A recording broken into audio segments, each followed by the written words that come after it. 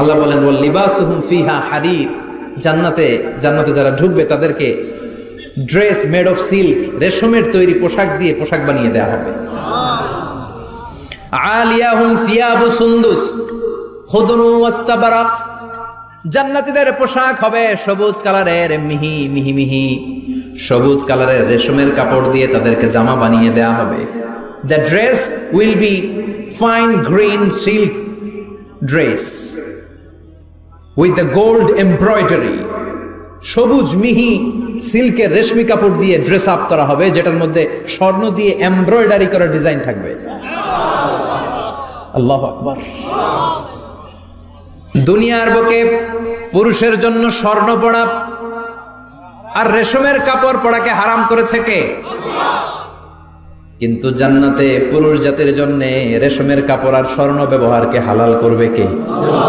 দুনিয়ায় যারা অপেক্ষা করবে জান্নাতে তারা সেটা পাবে।